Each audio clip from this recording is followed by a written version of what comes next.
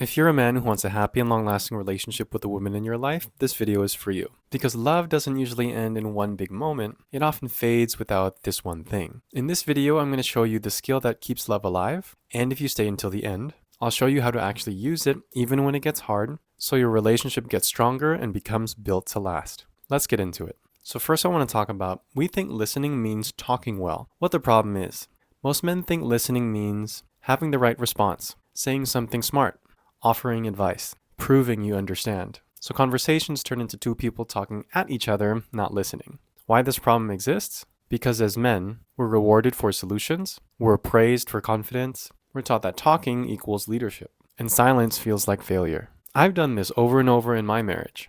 I'm listening, but really I'm just waiting for my first opening so I can jump in with my take. It feels helpful, it feels engaged, but it usually makes things worse. For you, this might look like interrupting to share a similar story, finishing her sentences, saying, "I get it," too fast, mentally preparing your reply instead of hearing her. Different symptoms, same root cause. All of these are ways to avoid silence. So some guys realize this and then swing hard into the opposite direction, which I'll talk about next. Really quick, if you're getting value, hit like and subscribe. It helps us reach more men who need this message. Next, I want to talk about we confuse silence with listening. What the problem is. So some men think, okay then, I'll just shut up. So they go quiet, emotionally disengage, just wait for it to end. See, that's not listening, that's called stonewalling. Why this problem exists? Because feeling blamed is uncomfortable. Conflict feels threatening. Silence feels safer than saying the wrong thing. So instead of presence, we choose withdrawal. I've seen this a lot in friends, family, especially in Asian households. Men who go silent not because they're calm, but because they don't know how to stay engaged. Quiet on the outside, but checked out on the inside. For you, it might look like nodding without absorbing anything, saying nothing but feeling resentful, thinking, here we go again, waiting for the conversation to be over. Different symptoms, same root cause. This is still escape, just quieter. So on one side we talk too much, and on the other side we disappear. And both miss the real skill that keeps love alive, which I'll talk about next. Now let's talk about what you came for, the skill that keeps love alive, and how to actually use it.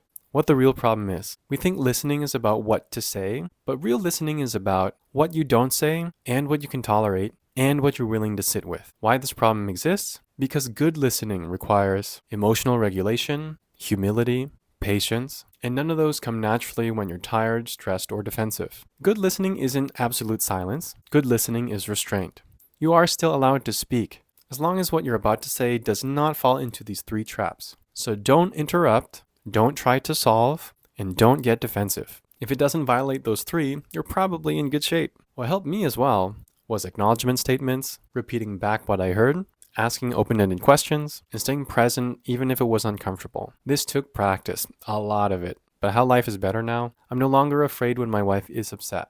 I don't feel pressure to solve everything. Our conversations feel safer. Attraction feels deeper, not fragile. For you, it might look like fewer arguments, shorter conflicts, more trust, a partner who feels heard instead of managed. Different benefits, same result. When a woman feels emotionally safe, love stays alive.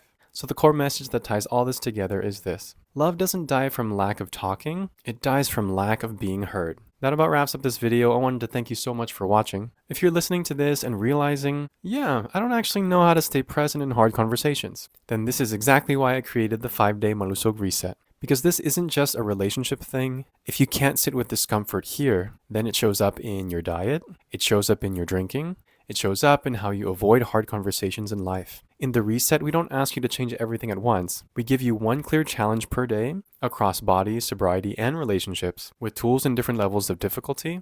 If you can show up intentionally for one day, then you can do it for 10. If you can do it for 10, you can do it for 100, and so on. This isn't about being perfect. It's about proving to yourself that you can stay present when it matters. The link for the reset is in the description if you're ready. Tagalog sign-off, kung kaya mong makinig, kaya mong panatilihin ang pagmamahal. Which means, if you can listen, you can keep love alive. Have a great rest of your day, and I'll see you in the next one.